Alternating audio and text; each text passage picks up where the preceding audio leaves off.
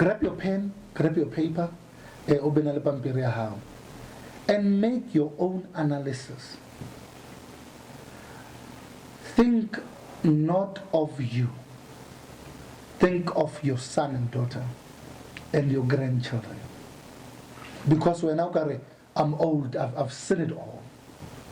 But the decision of politics, you believe in politics or not, but somehow they take decisions for you. Believing to them or not, following politics or not, but they take decisions. They take decisions of the country. They do something. That's why I'm saying, tell them on Facebook, tell them on WhatsApp, every social platform, tell them. Mzansi voice, it's here in the house, in studio. We live on YouTube. We live on Thetha FM mainstream. We live everywhere. We are not politicking, but we're just making an analysis of our own country. Thetha FM. Education system, work environment, labor law. I can go deeper. I can talk about unions. These guys are collapsing day and night because now they cannot even speak for their workers. There's economy crisis in our country. There is Eskom. It's not only Eskom. There's companies who are owning, they have the contract of 50-year contract, 5 decades contract. We don't talk about them.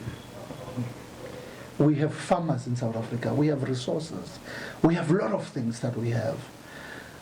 All we are saying, we are not carrying guns. We are not carrying knives, pangas. We're just talking. We're reasoning. Thabo Mzwakembuli. One of his songs, he says, Alex, he said it live, Alex, let us come together and reason. The war now, it's political and mentally and psychologically. Before I open for my guest tonight, if my grandfather was loyal, it's good. If my father was loyal, it is good. But should I be loyal also? Third generation, without changes. Should I be loyal? It's just a question. I know it can put me in trouble, but it's an honest question. We are afraid of change. Myself as Alex, I love the Val so much. I've never been in Tshwane. I don't see myself moving out to Tshwane with my family, starting a family afresh. I don't imagine Cape Town. I don't imagine PE. Well, my family, they're from Eastern Cape. I'm just making an example. People, they're afraid of change. I don't know, but I will ask Comrade Carl, what is this thing what is this fear of change? What are we afraid of to change, to take a decision? To say, but in divorce it happens. People, they stay 25 years together. They stay 20 years together. And they come together and says, honey, I love you. You love me. But it's not working out. Let us not waste the future of our kids. Let us not be selfish. Let us do it for our kids. Let's do it for our kids. And they take an agreement. No, but in politics, no. It doesn't happen. And I'm worried. Why it doesn't happen? Because it's not working out. If something is not working out, why can't we be honest and say, Comrade, I love you, but it's not working out. Comrade Kar, welcome to the program. Thank you so much, Alex. And it's a very interesting start to the program, this issue of loyalty. Yes, sir. And you also started by quoting Mzwakembuli, yes, sir, who is also a good friend of mine. Yes, sir.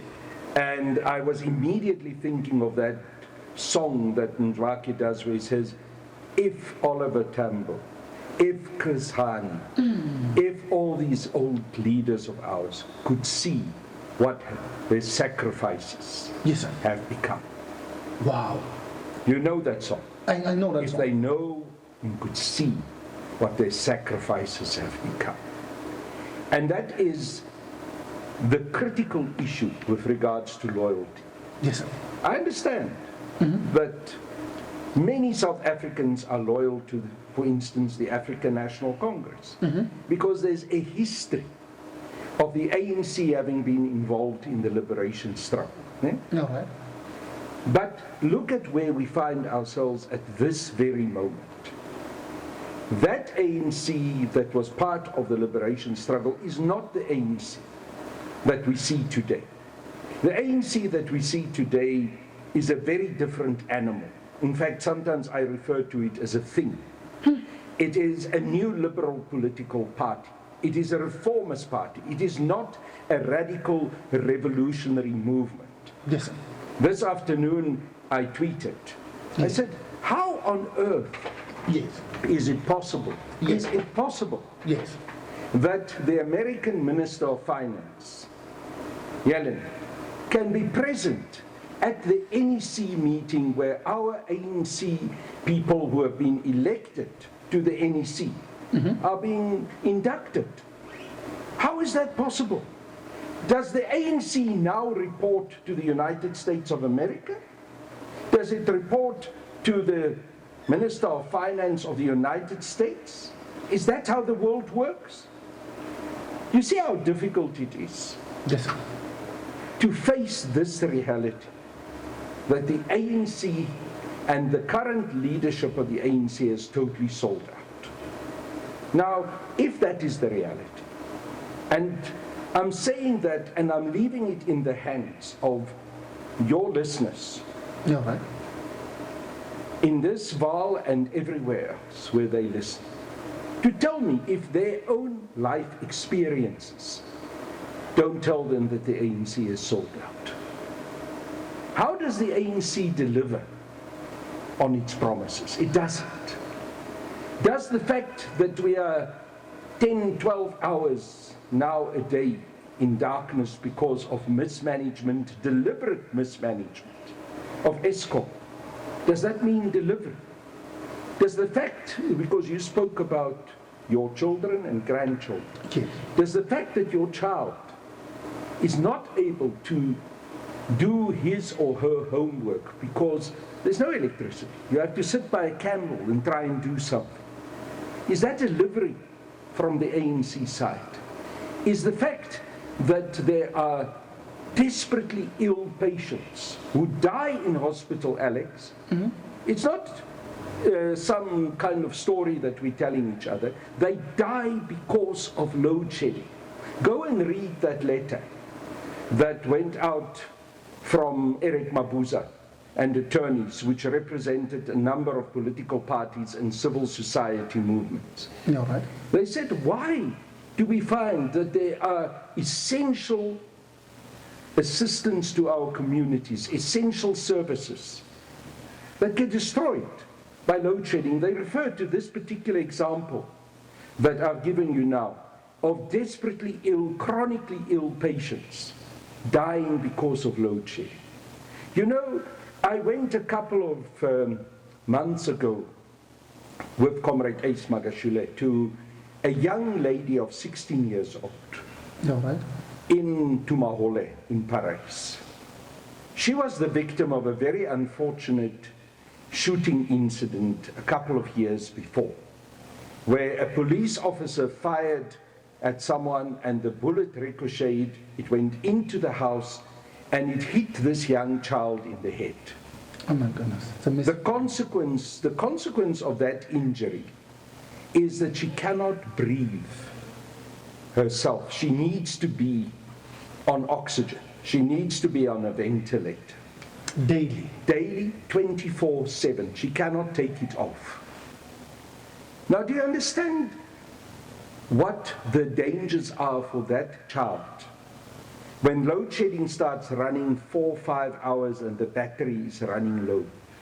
We're talking about a life. She literally watches the battery seeping away and she starts thinking, when that battery dies, I'm dead.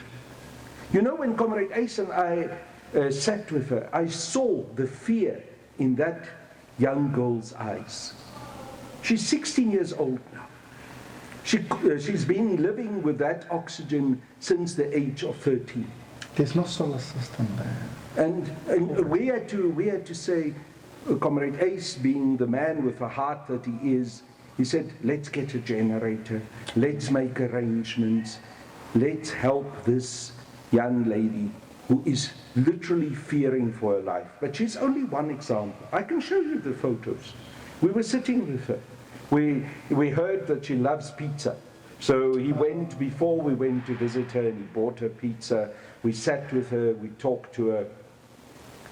But she's only one of literally thousands of people, Alex, whose lives are being destroyed. And she didn't ask for it. She didn't ask for it. And you know what is the terrible thing? Yes, sir. These lives are being destroyed not because it is impossible to change the situation, but because it is deliberately engineered that we have load shedding in order to create an environment in which Eskom must be decommissioned and eventually privatized, in order to create an environment where the contracts for the independent power producers have been signed, contracts that cost Eskom literally billions of rands. But the fact of the matter is, Alex, not 1 megabyte or megawatt of power goes back into Eskom for all that money they pay to these independent power producers. So what are we faced with? We are faced with open fleecing of our economy, of stealing on steroids, of an understanding between these comprador capitalists who are the agents of white monopoly capitalism and the international community, especially the Western European nations and the United States of America, that our country must be made an energy. You talked about the energy in terms of electricity. I wondered, because you were in government before, I'm sorry I'm going to be cross-questioning you today. It's going to be very much... It's fine. I'm happy with it. Thank you. You've been in government. Botswana is supplied by South Africa apparently with electricity. And they are not in load shedding. Zambia, it's supplied by us, and they are not in load shedding. What are these people prioritizing business than the citizens? Those dynamics, we don't understand them. Maybe you understand them better. No, they will tell you that we've got contracts with Botswana and other SADC countries. Right. We cannot break those contracts. Okay. So we continue to supply. They don't have load shedding, but we have load shedding. Supply goes to them at the cost of us having load shedding. That is how crooked this whole situation is, and that is how callous the current situation in this country is.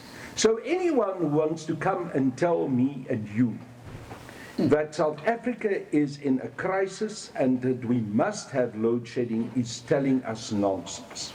Yes. On top of that situation, Alex, remember that we are exporting coal like nobody's business. Yes. You can today go to Richards Bay, you can hardly drive on that highway. It is one truck after the other queuing with the highest grade South African coal going to Richards Bay.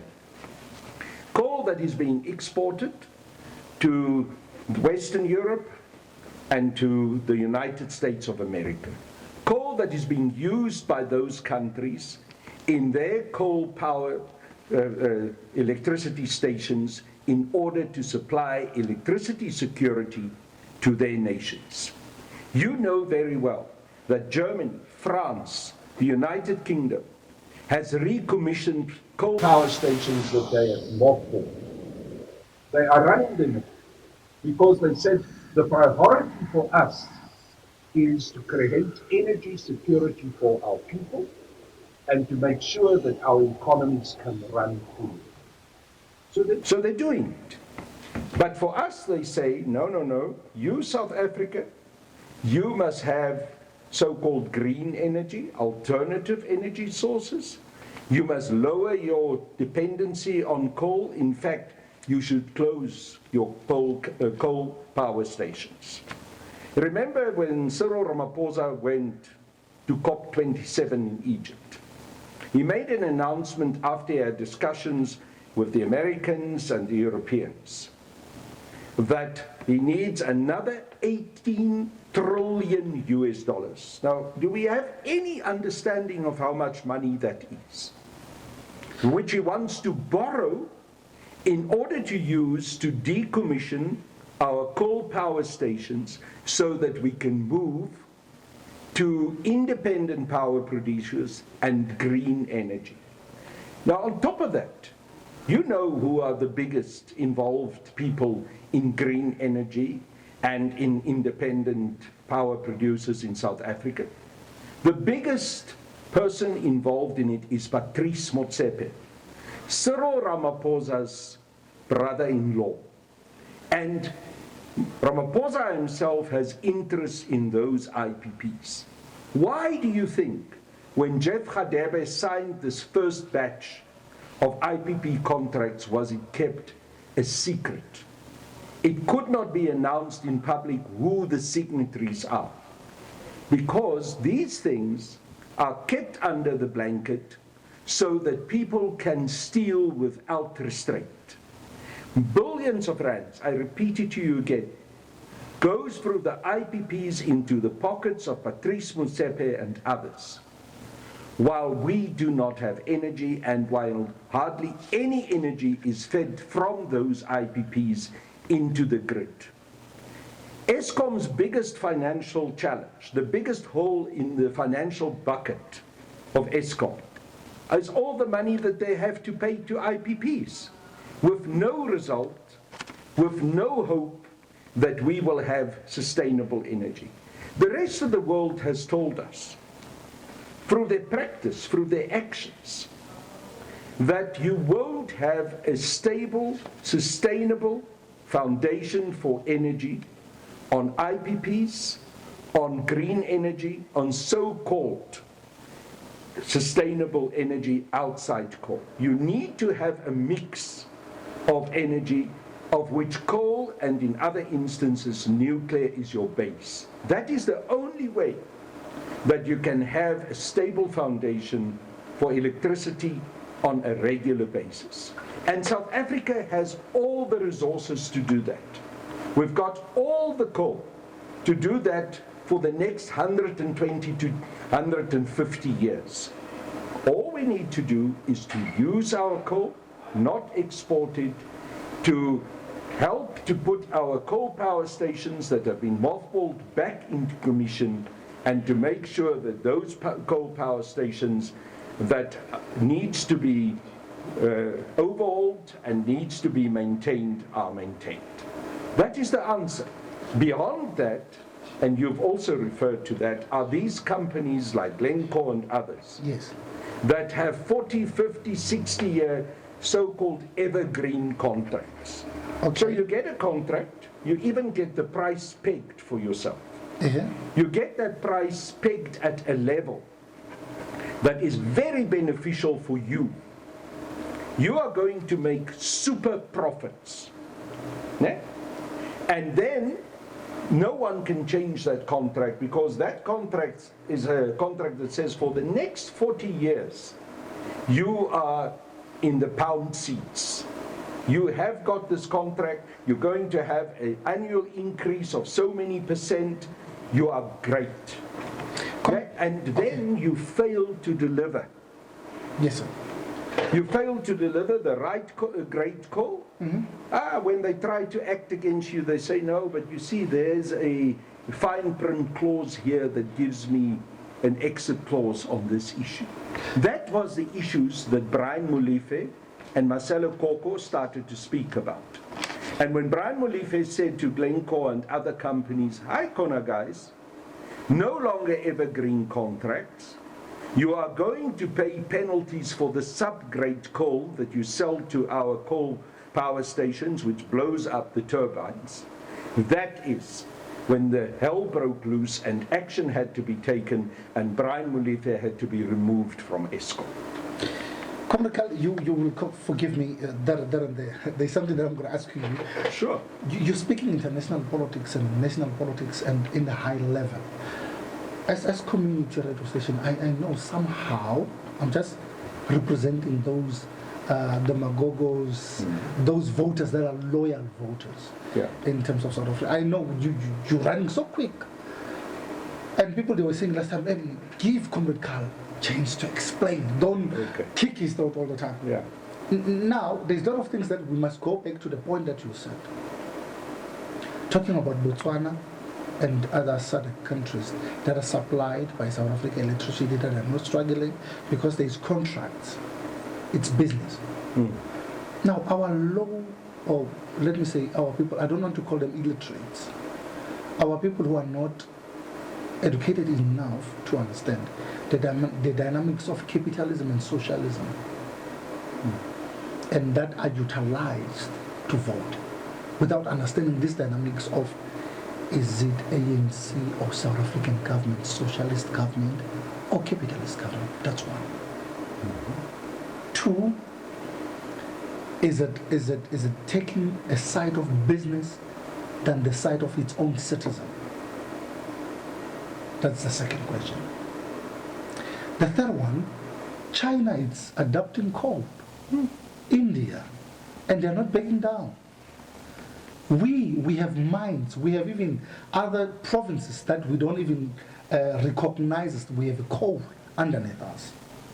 It's God created us with this coal that they said we must shut down. If there's countries like China and India that are refusing to say, we cannot take this, why us that we're more than China in terms of that? We're more than India in terms of that. What is your take on that? Let me start with your questions in Step a row, step by step. Please. The first one is about this thing of business or people. Yes, sir. This government is running business. It's not interested in the communities and our people. Oh my goodness. That's why they take a decision.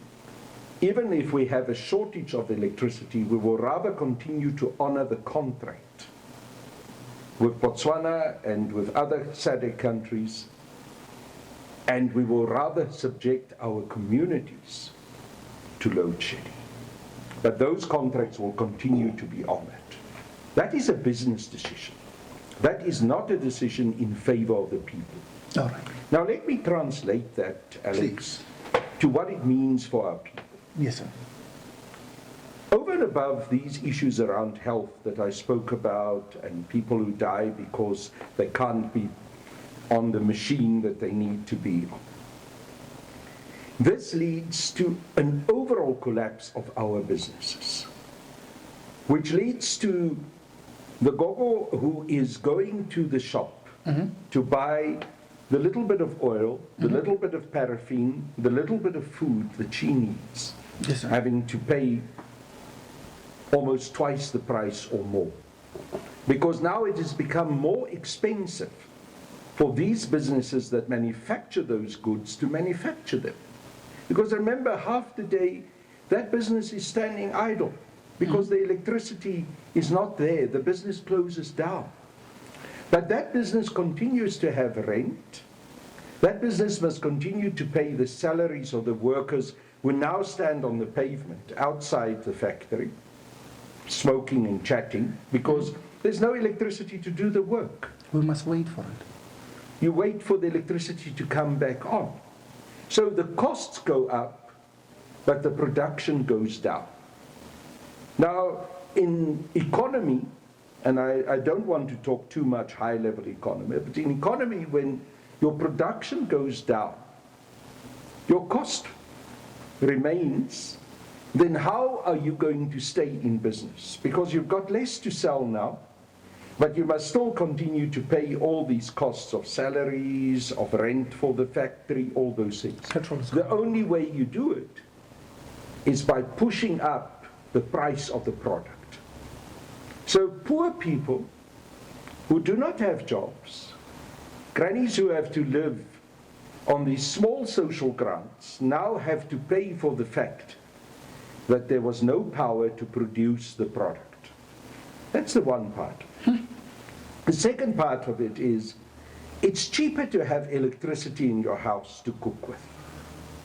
But now when the electricity is gone, you have to go back to the paraffin stove.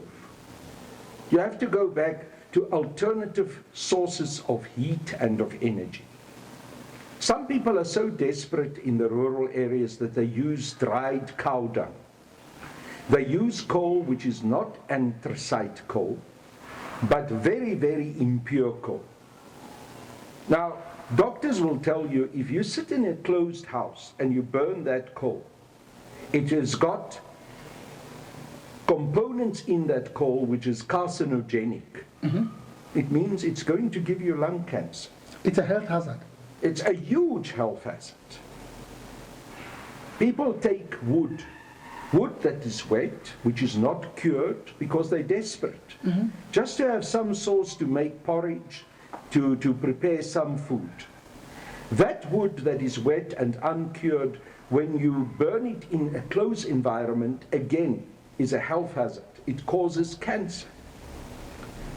I'm told by the statisticians that since load shedding is increasing, we can already see a massive increase in diseases that are relating to the inhalation of these fumes from using open fires and fires in houses for coal, for wood, and for dried cow dung. And that the life expectancy of our people are beginning to drop again. Now, here we talk, Alex, not just about economy. Yes, sir. We talk here about indirect murder. And the people who take these so-called economic decisions are very much aware of the consequences of their actions. So the granny who has a persistent cough, because every day she has to work over open fire to provide food for her family, may not make the direct link between load shedding, between the callous decisions that the business people and the politicians take, and her health.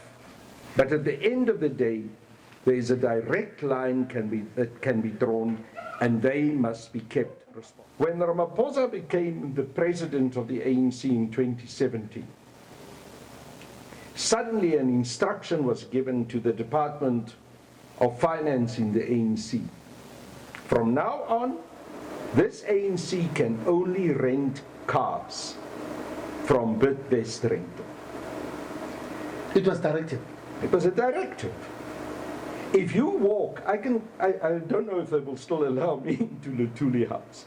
If you walk with me into Luthuli House, go and look in the toilets, what are those machines that blow the hot air to dry your hands, the soap. Yes. Go and look. Bidvest, supplied by Bidvest, supplied by Bidvest. I'm not lying. But does it benefit the ANC or the individuals or the organization itself? How does it benefit the ANC? It benefits individuals. But how does the ANC allow that to happen, the entire organization to allow individuals to benefit through the name of the organization? But you see how the ANC has gotten into the pocket of these big white capitalist monopoly companies. They finance the ANC. They have brought their agent Cyril Ramaphosa in to come and be the president of the African National Congress. Ramaphosa is handing out money like nobody's business to the NEC members. I've seen what happened after 2017. Immediately after 2017, the balance of power in the National Executive Committee of the ANC was, I would say Ramaphosa had about 55, perhaps 60% of the support. About 45% of the support were more with what was called the radical economic transformation forces. By the end of the term of that NEC, he was totally in control. Because they sold out. They took the money, and once they've taken the money, they change allegiance.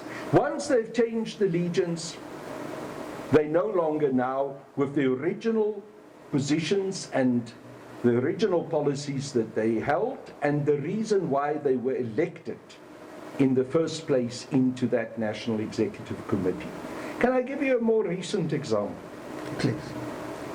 The Provincial Secretary of the ANC in KZN, Bekim Tom, 3 weeks ago, 4 perhaps, well, just before the conference, Motolo was going for Ramaphosa must go, he can't be one of us, he hides US dollars in his mattress, Pala issues. Pala issues. Did you hear the interview this week of the same Bekim Tom? Ramaphosa is the most honest man of integrity that the ANC can have as a leader. A 360-degree spin within 3 weeks.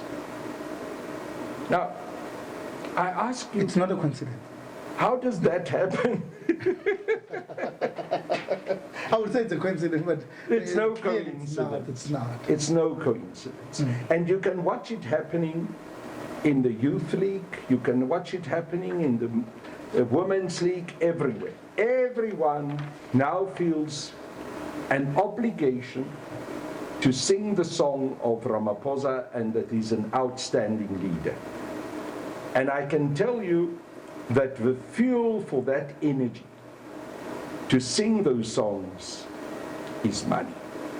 Brown envelopes, encouragement through dollars and money that is illicitly used to manipulate the situation. So, I come back to your very first question of this interview. Yes. This issue of loyalty. Yes. If this is the situation that we are faced with, that we're being sold out, lock, stock, and barrel, that our vulnerable people in this country are literally being killed by this sell-out process, does such a government, does such an ANC still continue to deserve the loyalty of this country? My answer is an unequivocal no. I gave the ANC 43 years of my life. I gave the ANC more chance to change than what I should have given it. I told in the previous interview when I was here about my history in the ANC and also my last number of years in the ANC, how I fought that this must change, which I've just described, how I stood up against it, how I tried my best, how I marched, how I even picketed on my own. They are not prepared to change. They have lost their hearts. They no longer care for human beings. The people in our country, they no longer see as fellow human beings and people that must be taken care of and must be given opportunities.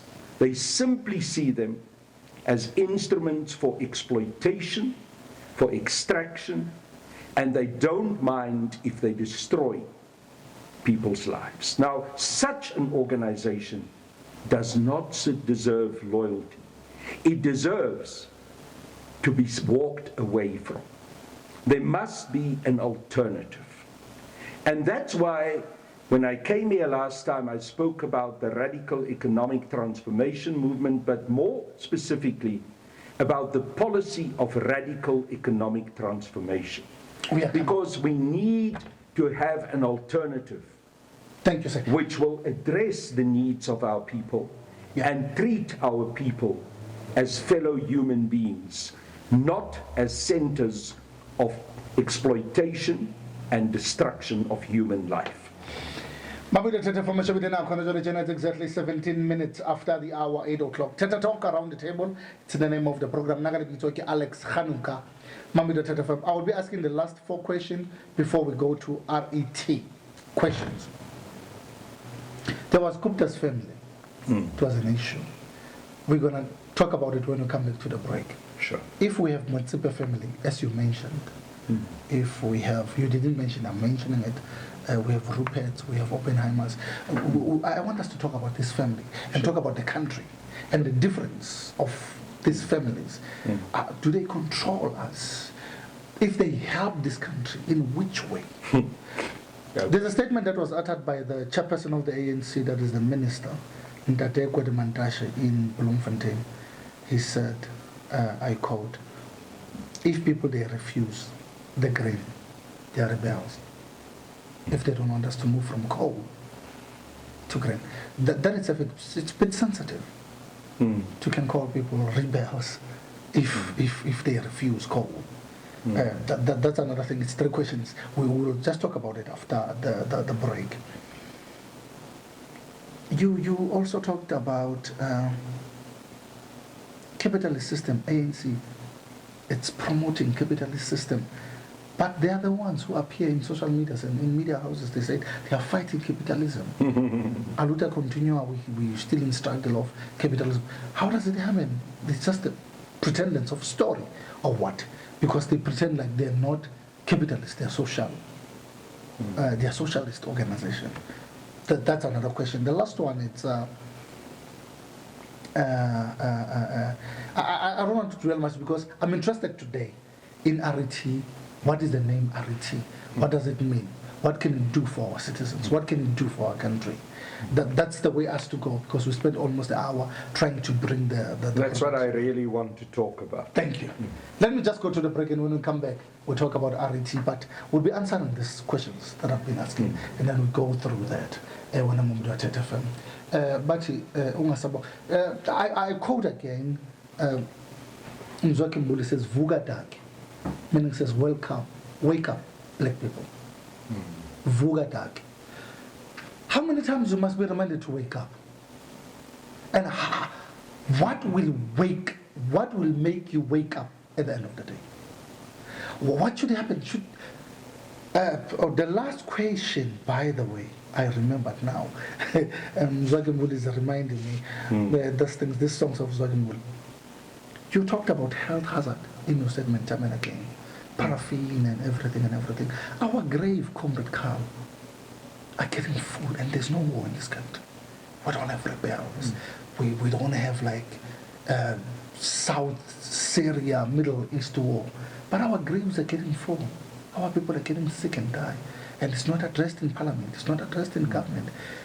Our graves are getting full. And there's no war in this country. What is your opinion?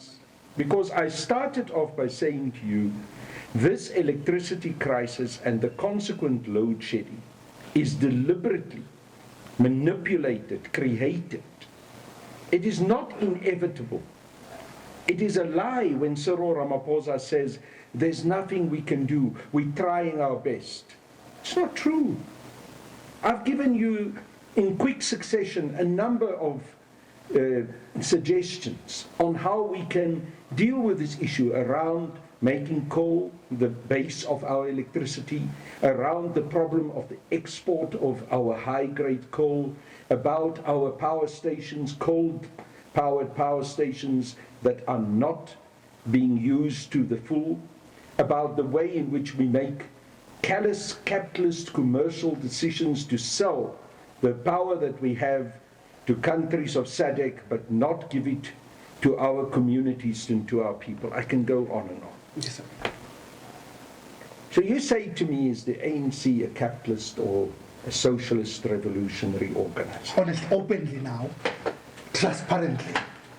Well, do I need to even answer your question, Alex? The people's experience tells you that this organization is capitalist. It's exploiting and participating in the exploitation of our people to the hilt. The ANC doesn't walk the talk. You see, there's this huge credibility gap in this country between what we say and what we do. The ANC tells us it's a left organization. Wow. It's a left organization. It is a socialist-orientated or communist-orientated organization. But capitalism is running rife in this country. New liberal economic policies are consistently being implemented in this country. The economic decisions that are being taken in this country are all the time empowering white monopoly capitalism and imperialism. So how does the ANC tell you that it is a socialist and left organization? The rhetoric is that, yes, because they like that rhetoric. It fits in with the historical roots of where the ANC originally came from. It can be related to the African claims of 1948, to the Freedom Charter, the various strategy and tactic documents of the ANC. But the walk is something else. The walk is capitalist. You know, I looked with absolute incredulity at Pule Mabe when the DA was marching on the Tuli House. And I was observing very closely. He stands there, he says, oh, we will not allow them to come here. Now, I don't have a brief for the DA. I hate the DA. It's a racist organization. Because we must protect the Tuli House because it is a revolutionary house. And I was sitting in front of my television. I said, I beg your pardon? Why? Lutuli House, a revolutionary house. What revolutionary actions are coming out of Lutuli House at this stage? It's one reactionary decision after the other. It is one sell-out decision after the other. But you come and you stand and make a grand scene on national television, a grand parade, talking about Lutuli House as a revolutionary house. And then you say, oh, you've got all the youth here to protect Lutuli House, and, you know, they're going to stand up against the DA. And what happened just a few hours later when the tweets started flying around? The youth were saying, hey, guys, we are stuck here. There's no taxis, there's no food, there's no this, there's no what. Have you seen the reports? I can show them. I've got them here on my iPad, the reports on Newsroom Africa, where they say, where is, I'll show it to you later because I must look for it now. Yes. Where is all of these monies that you've promised us? So what have you had? A revolutionary group of people who were there to protect the Tuli House? No, it was rent a crowd. It was rent a crowd. Excuse me. So why are we being made a mockery? Why are we being lied to? Why are the people of this country being held for fools?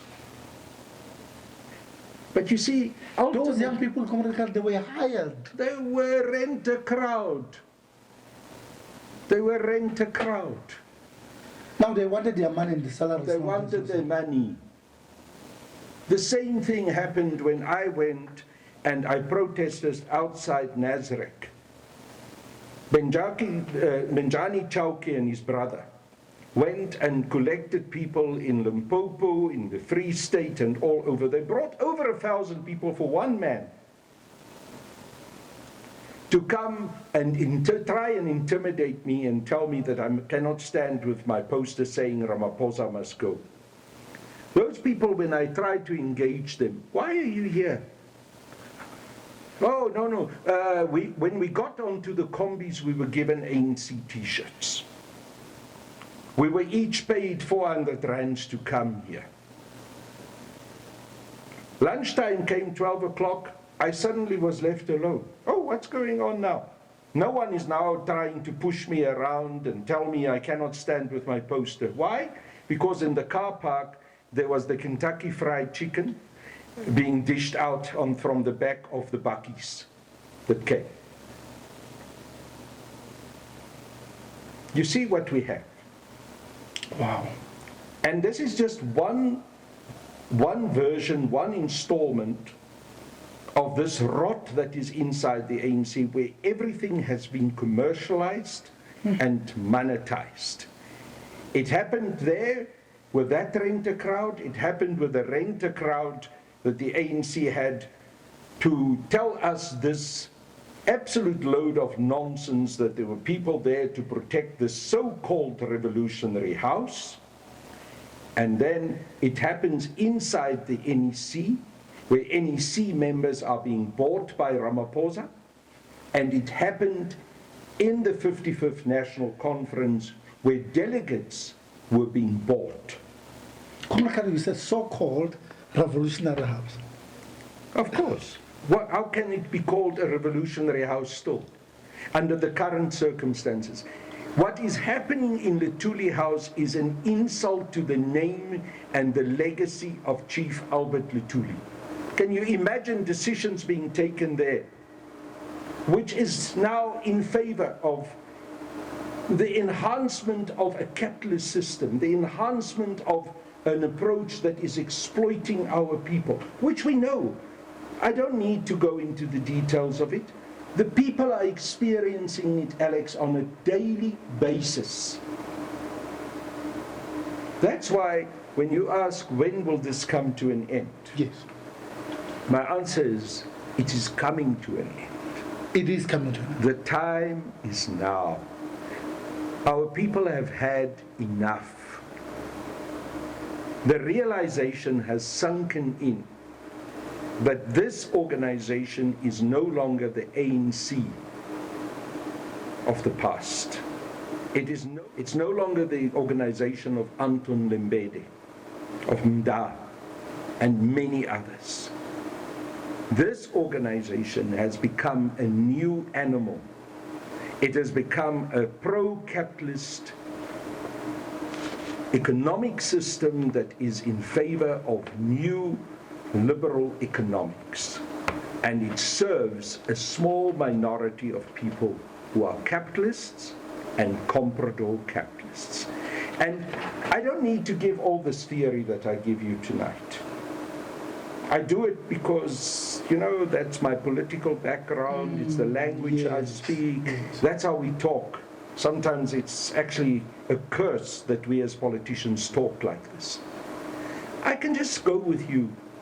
You say the Vaal is your home, you know the place. Yes. We can go and walk the streets, Alex. And you can see what is the result of the ANC's actions. The poverty, the dirt, the open sewage, the unemployment, the indignity that girl children, women must face without sanitary pads. We don't need all this fear. The facts speak for themselves. And you know, people have been extremely patient, probably too patient. But it is over. It is over. I tell you, I am a politician and I've been in politics for 43 years. I've seen this tipping point coming closer and closer. You know, in the literature of sociology, they talk about it moves slowly, slowly, slowly. But they talk about there is a point that is reached which is called a tipping point. And when you reach that point, then the whole thing falls over. We're at that point. It's 21 minutes before the hour, 9 o'clock. I want to ask more questions, but I want to get to this RET information. Only last question, and then we'll go through to the RET. Okay. Media, the ANC is clean. It's just the element of criminals in our organization. We don't know they're corrupt. We are cleaning. I remember the former chairperson who was the secretary there, and he says, you know, the ANC, we open the window and we want the fresh air, and also the mosquitoes are coming. We're trying to. Now, these people, they don't take the ownership. And one of the biggest mosquitoes is telling you about the other mosquitoes. Now, these people, they are saying the ANC is not corrupt. It's just a few individuals within the ANC that are corrupt. What is your take on that? Briefly, and then we'll go through the RET. You see, it's a complicated question, because if you go to the ordinary rank and file members of the ANC, Yes. people are not corrupt. People are ordinary people in this country who want a better life. Yes. And that's always the issue that we raise, and that we say, look, the ANC as organization is not corrupt, but it's a leadership, it's a group of people that's corrupt. Yes. But you see, the problem is, Alex, when you get to a point where those leadership takes an organization over with the help of the white monopoly capitalists to such an extent that they actually hollow that organization out, that they turn it, as I said in our last interview, into what is called a Trojan horse. Yes. Yes. So it's a decoy. It's no longer the real thing. Oh my goodness. And they use it now in order to present themselves as if they can still be good guys. But is it possible? They've done it. You see it in front of your eyes right now. This ANC that you see today is not the ANC of the past. And the tragedy is that the majority of people that we talk about, even the rank and file members in the branches, they love the ANC. They feel such an affinity and such an association with the ANC because of the liberation history of the past, because of the role that the ANC played in the liberation of the people, also because of the history of these songs that touch our hearts. When we had the break and you play that song, Yes, sir. I don't know if you saw, you walked out for a bit. Yes. I was singing along. I saw Automatically. you lifting up your feet now like you want to guerrilla now. Yeah, Yeah. because it touches my soul. It touches the souls of our people. But in that is the greatest cynicism of those people who have hollowed the ANC out. They use that emotional attachment to the ANC, the historical ANC, and they make people to continue to support something which is not the ANC, which is not what the ANC was all about. And that brings me to the point where I want to talk about radical economic transformation, Alex. Yes. Because I have said throughout in my life, I joined the ANC because I wanted to see full liberation in this country. And I quoted many times over. Perhaps people even get bored with this quote because when they see me, they hear me talking about how I heard Comrade Oliver Tambo speaking on Radio Freedom, that liberation is not just liberation from racism, but also from economic oppression. And that racism and economic oppression in South Africa, because of our history, has gone hand in hand, it dovetailed. So I always believed, also on the basis of those words by the longest serving president of the ANC, I've always believed that true liberation must be also economic liberation. It must mean also that the majority of black and especially African people in this country shouldn't be working for whites, shouldn't be in a situation where the overall percentage of control of the ownership of the Johannesburg Stock Exchange is in the hands of whites, shouldn't be in a situation where the Oppenheimers and the Ruperts, you mentioned their names earlier, Yes. are fully in control of this economy. And they actually can't give any direction to this economy. They are just there to work for them. They are just there to be the labor, the means of production in those people's companies. Surely that's not liberation. Surely that is not what we're talking about. And while we talk about that, let's get clear, what is capture? State capture Yes. is not a relatively small group of Indians who came to South Africa, whether they were corrupt or not. I'm not even going to pass judgment on that. They were running a spaza shop compared to Johan Rupert, Rupert's dad, Anton Rupert, and the Oppenheimers, the Menels, and the rest of the big white monopoly capitalists. Historically, those are the people who've truly captured this country and this economy. And they haven't yet managed to get their grip of this economy and this country at all. They have captured it, and it is today still captured. In fact, under Cyril Ramaphosa, this country has become more captured than it has been ever in our history since democracy dawned in 1994. Now we have the biggest state capture imaginable. So how do we address that? We address it by going back to the original ideals that we've had, that there must be full economic liberation, by interrogating those original documents of the liberation struggle, also of the ANC, and the strategy and tactics documents, the analysis that were made that white monopoly capitalism is the big enemy in this country, and we need to have a fundamental, radical transformation of our economy in order to change this. We can't fiddle with it. We can't just make little changes here and there. We must fundamentally change it. And what is the most important issue? And now I'm coming to the issues that radical economic transformation is about. What is the most important issue about changing our economy? Land.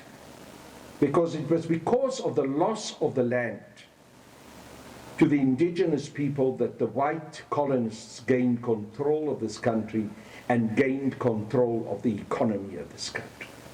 And the only way you're going to loosen and eventually get rid of that strangle grip of the white monopoly capitalists, which resulted from colonialism, is for the return of the land to the people. What does that mean in modern language?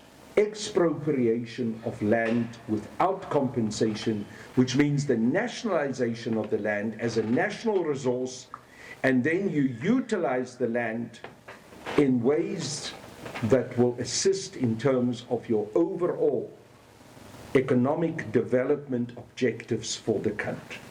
So, land. Second, you need to have a central bank, a reserve bank, that is not in the hands of private ownership, but is in the ownership of the state, so that the state can be in control of the money and in control also of the production of money.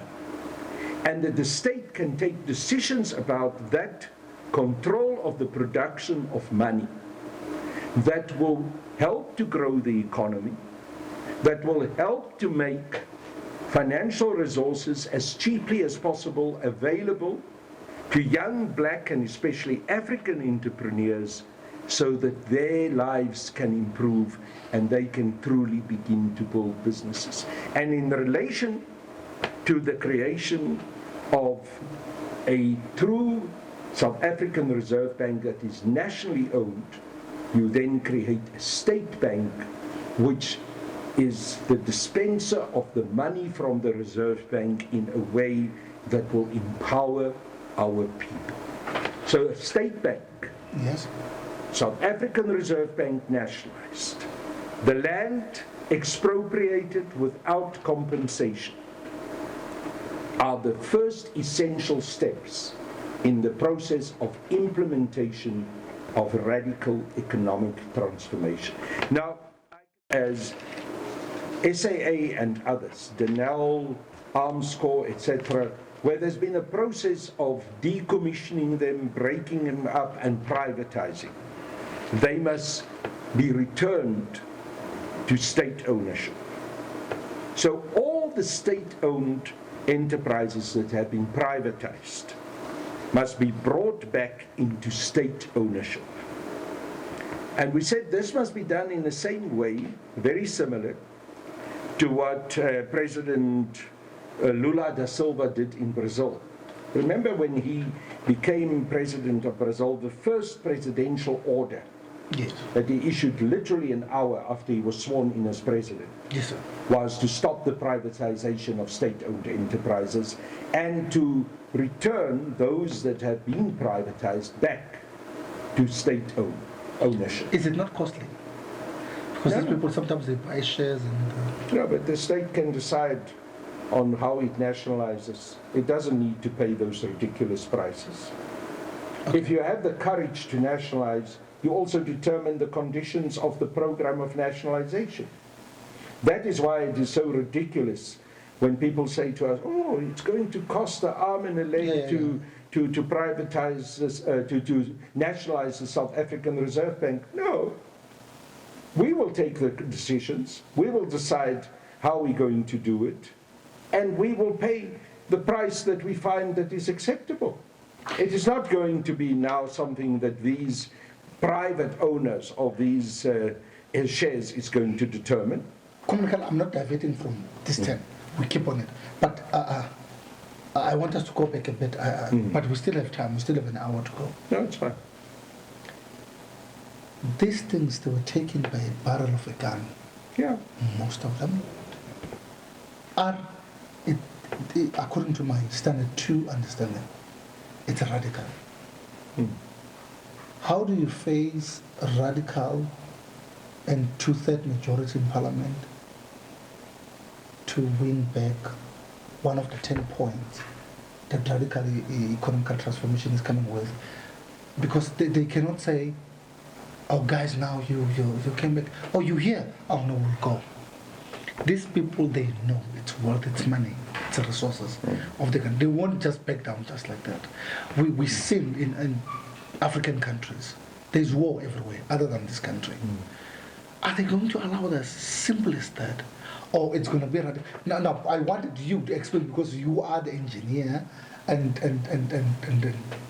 you know better than me. Radical. Radical. What does it mean? It means exactly that, what we are going to take fundamental steps to change the power dynamics and also the economic power dynamics in this country and remove the power and economic power away from the white community. Now you're right. All right. They're going to resist. Obviously. They have resisted, and they've done so very successfully during the last 29 years also of our democracy. That is why it is so important that we need to build the broadest possible alliance between all progressive forces in this country. And tonight, as I walked in here, I was told that a very significant group of Christian churches, the Christians movement of South Africa, are joining RETMO. Wow. And they're going to issue a statement in the next day or so that they are doing so. Now, these are churches from small and big all together, but they count to close to 500 different religious communities. They're saying we're joining RETMO. Now, that is successful. I can tell you that we are reaching out to other large church communities throughout South Africa. I'm talking to those leaders. I do not necessarily, until we have actually made our announcements of their involvement, mention their names. But the political parties are saying to me, let's have a minimum program of action that will allow us to pull together. Because we understand that this is not going to be a simple war. That it is literally going to be a war. I'm going to have to kick your throat here because we're talking about... You can kick me. Yeah, interesting part, RET, because I want people to understand, after you're gone, I don't know when you're going to come back. I must take this opportunity. Yeah, it's fine. Radical. Okay. Radical. We're not yet there, but you come back there. Economical. Chris Hani had to die for this Chris Hani died because he expressed his concerns that our economic liberation was being compromised. Now, He was killed because of that. But now, will these people allow us now to go through that. No. Because land, No. Wait. resources. Okay. Okay. You see, you start off on the wrong footing. All right. Because you use the word, will they allow, as if you have to ask them for their permission, as if you want them to give you a gift. All right. Hi, Kona. Yeah. We're going to take it. Because if we ask them, if we ask their permission, Yes, sir. if we hand our hands out and say, please give us this gift, it will never happen. Do you think they're going to hand over the wealth, the wonderful wealth that they've managed to accumulate over so many years voluntarily to us? We will have to take drastic, radical action in order to reclaim the wealth of this country and the people of this country. The majority who are black and African will have to claim this land. And that is the plan with which we're working, that we must build a united basis on which we can force that situation that it will eventually happen. I'm not saying it glibly, Alex. Yes, I am. I'm not saying that it will be easy. But I'm saying to you that the suffering of our people as they sit tonight in darkness, the granny that is inhaling the fumes from poisonous coal and paraffin that she's using because electricity is deliberately being withheld from her. We have to take action to reclaim what was taken from the people in this country.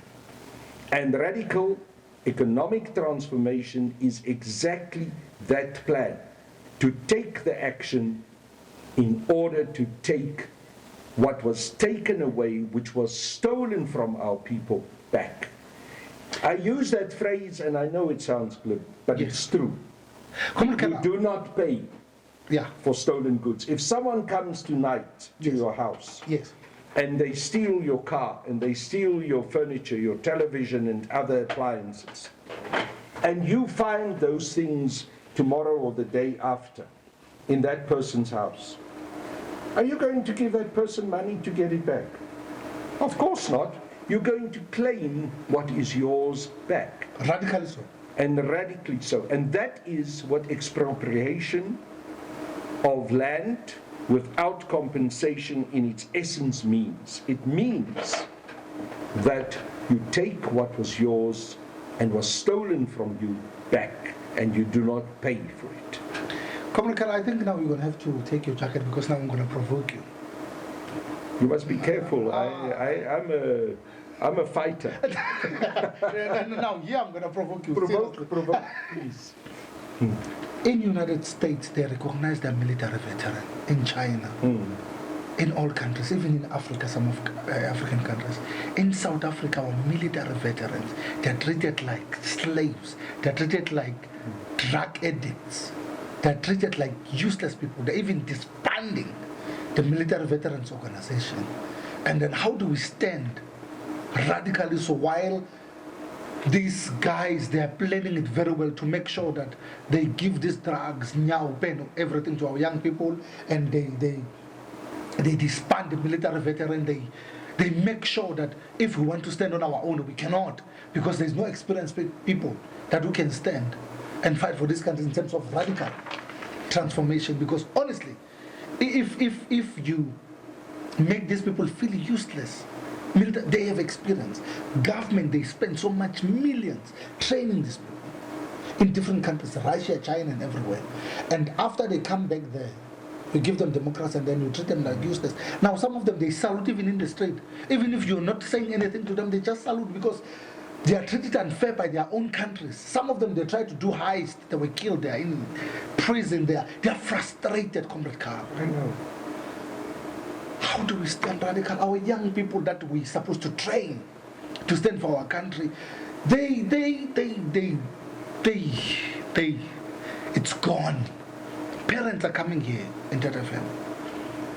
My son is a graduate, but now he's addicted in drugs and everything.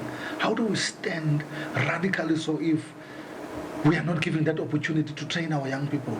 But other races, they are training their kids in the age of 10 years, 15 years and everything. But black people, you know what we are trying to do, Comrade Carl, is to smoke this nyaupe. And people who are providing this nyaupe, they're not even arrested. How can we fight? The father is drunk, the mother is drunk, the kids are drunk. The student in school, they are providing them with this coke and mixing these drugs. They are killing our nation. How can we stand on our own, Comrade Carl? Alex, let me start not by perhaps giving you why Umkhonto Sizwe had to be disbanded in 1993. Okay. And I was there at the ceremony when Umkhonto Sizwe was disbanded at Orlando Stadium. Yes. 16th of December 1993. I was watching a video that a comrade sent me yesterday. And I'm there, a very young man standing behind Joe Modise while he's talking about the historical mission of Umkhonto Sizwe, the heroism of the soldiers of Umkhonto Sizwe. But that was the disbanding ceremony of MK. And you know how angry Comrade Chris was about that, because he said there were a few NEC members who are an advanced team who come into the country. Yes, sir. They don't even consult with the rest of us. They take a decision, and the next thing they push this decision down our throats.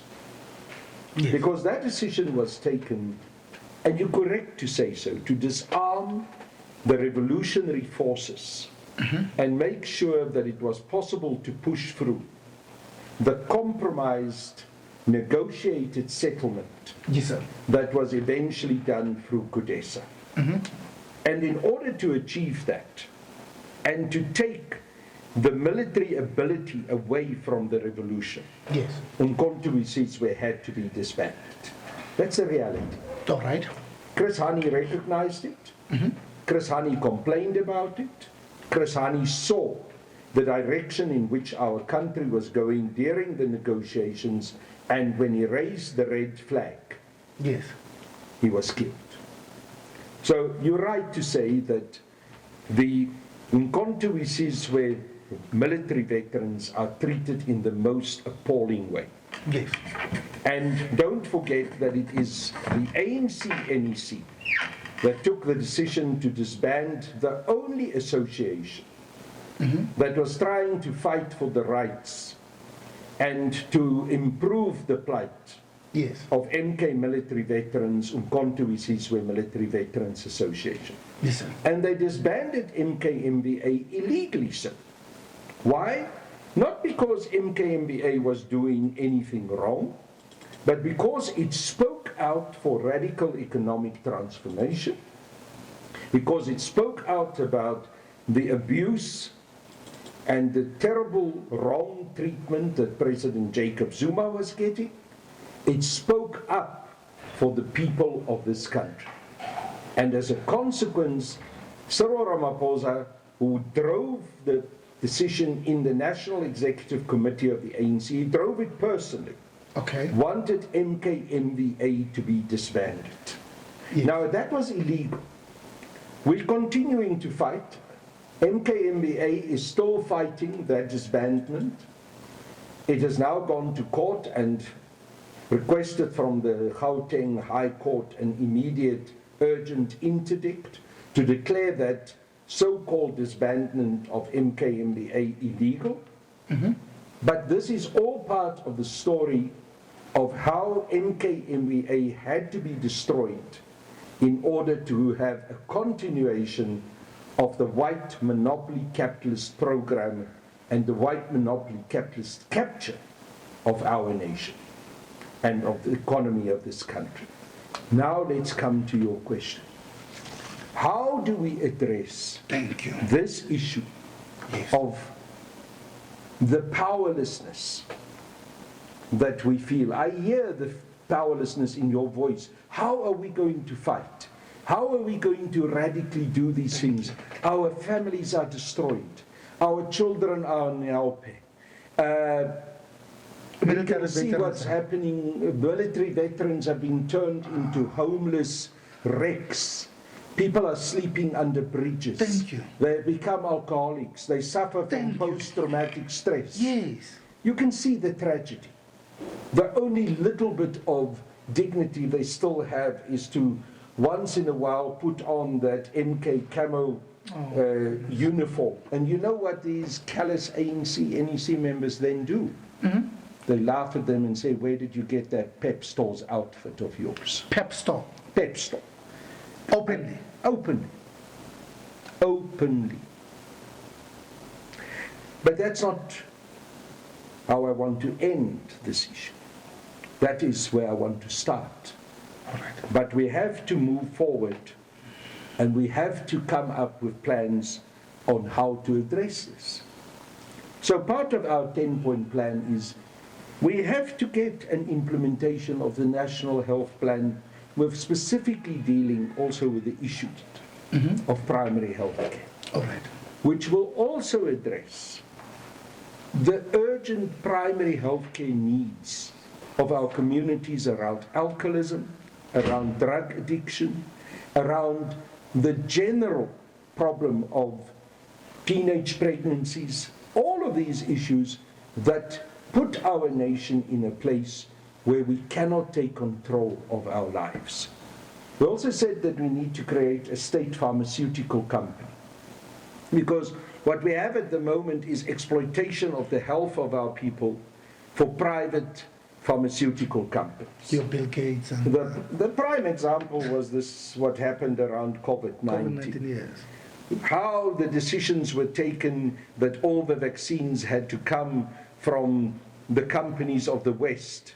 But while China and Russia had perfectly good vaccines, we never got those vaccines because they were not supposed to be prioritized.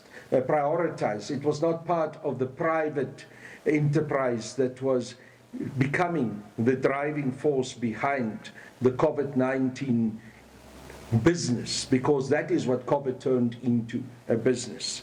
So yes, we need to do all of that. We also need to bring an end to load shedding, because load shedding is also part of the program of disempowerment of our people.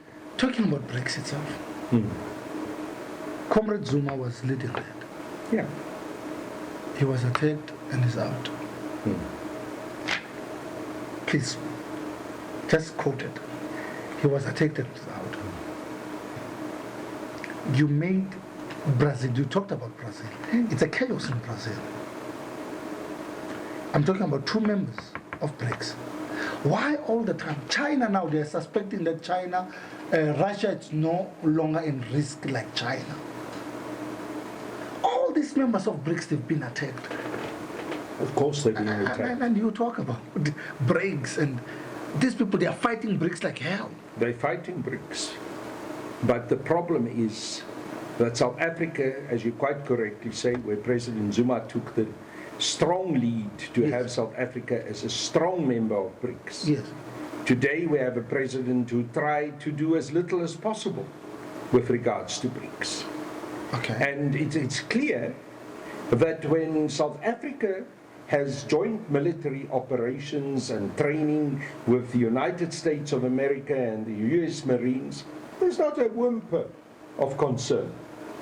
But when we announce that there's going to, in terms of the BRICS agreements, joint military operations with Russia and with China, all hell breaks loose. Then there's complaints, front page stories on the newspapers. The international community is complaining. Why? This is part of well-established agreements among the BRICS countries that there will be joint military training and exercises happening. But it is generated deliberately to cause unnecessary controversy. And I'm telling you that even within the ANC, that kind of controversy about these joint military operations is being stoked on. I said to you earlier, the United States Minister of Finance was present at the induction Okay. of the ANC new NEC.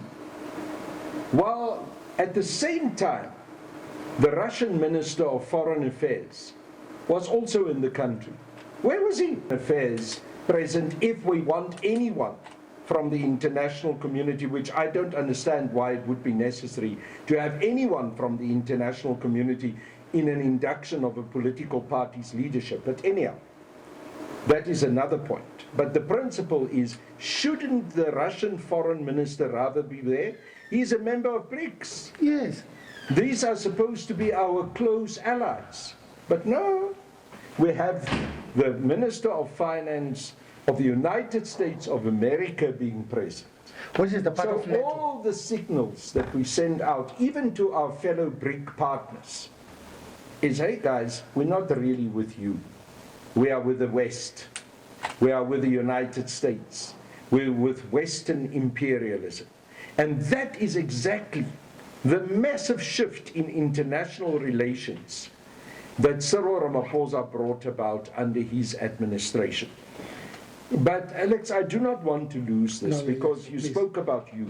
Yeah, yes. And one of the important 10 points after the issue of load shedding and coal nationalization that we brought in was a national service and skills training and public works program. So we say that we must pass legislation to introduce a national service of a minimum of 1 year for all youth. When they reach the age of 18, they must do national service. They must be called up. It must be by legislation. They must not be allowed to try and escape it. It must be punishable by law if they escape it.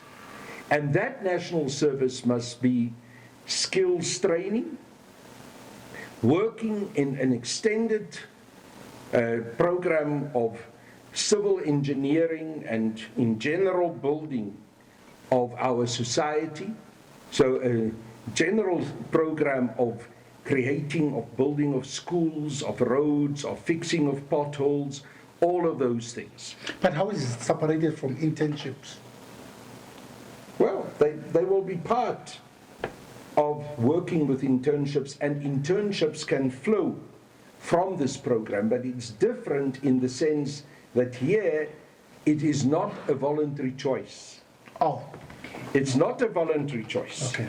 No, I understand. Here what we have is, by law, every young person in this country must become part of a national service program, which must be part of an well-established and broad, also building out of a public works program in this country. Which is good. So, we want to build that, and we believe that this can help to address some of the problems that we have in our youth with drug addiction, with lack of discipline, lack of being able to also understand what is required to keep a job. Important to understand that there are policy decisions that have been taken by the ANC that have been very wrong. We must also not remove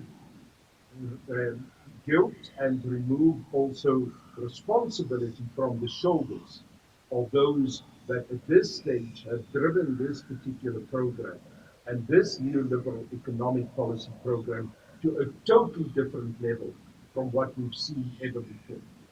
And I must say, and I think it would be unfair of me not to say this, that it was under President Jacob Zuma that a sincere effort was made to try and move away from the new liberal economic policy program. But from the moment that he tried to do so, he was under the severest of attack, and he was prevented from doing so. I've never seen any president in the history of South Africa, and perhaps in the world with the exception of Lula, that have been vilified in the way that Jacob Zuma had been vilified in order to prevent him from getting a program of radical economic transformation implemented during his administration. The killing of Comrade Hani was not just Janusz Wallace and Clive Derby-Lewis, not two right-wingers on their own, but that it was related to the fact that Chris Hani criticized white monopoly capitalism and also those sellouts within the African National Congress within his own party. I do not know personally who killed Chris Hani, but I can read an environment and I can understand how things come about. So what I've been saying is, it is necessary for those who have been involved in that plot to kill Chris Hani to come clean, to reveal to us who they are, what has been done, and if we had a state that was prepared to find out how Comrade Chris died, if there was a true intention to establish how Comrade Chris was killed, it would have been found out. But the dilemma that we are faced with is that the state is not interested in finding out because there are serious players in the state, senior people in the state who do not want that knowledge to come to the fore because it will destroy their own political careers.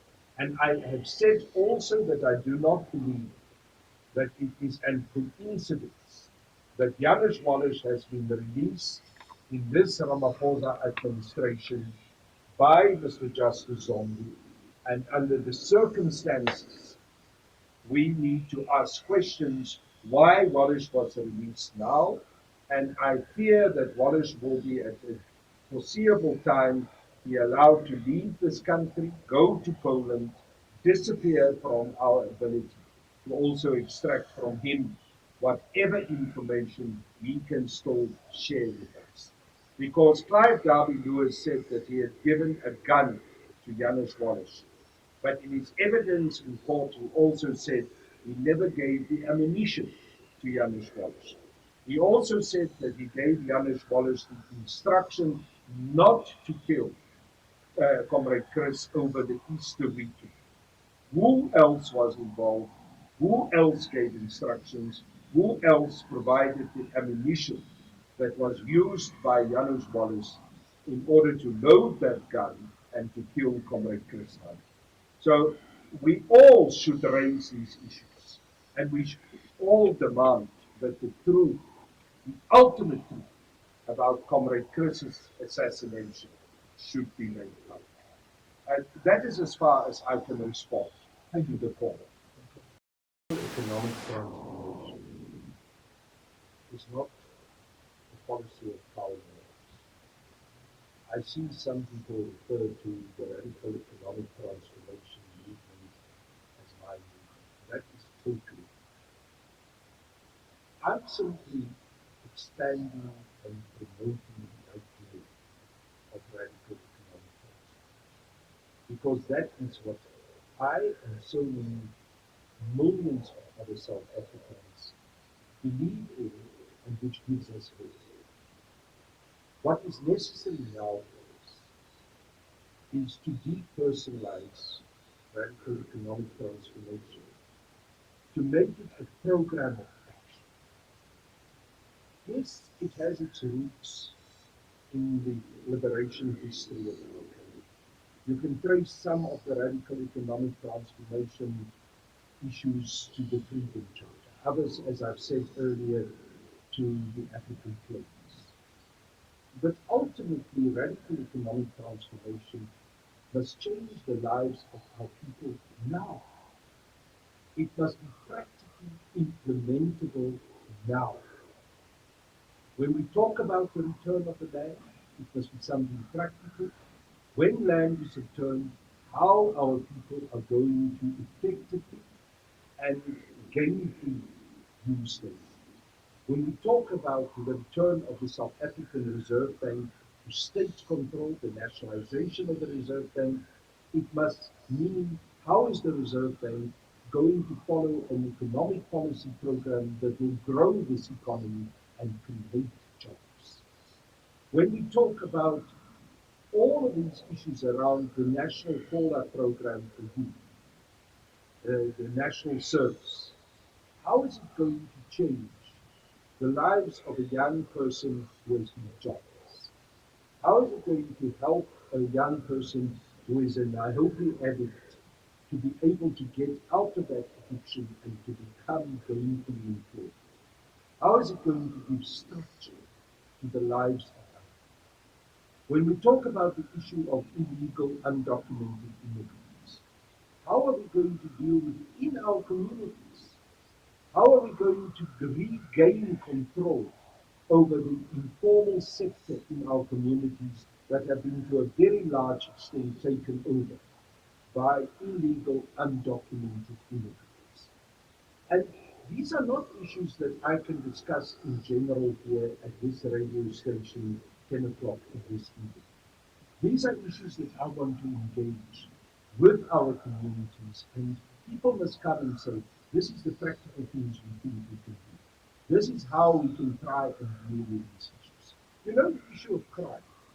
I haven't even touched on that point, which is also part of our radical economic transformation program, where we say there must be tougher sentences and stronger policing.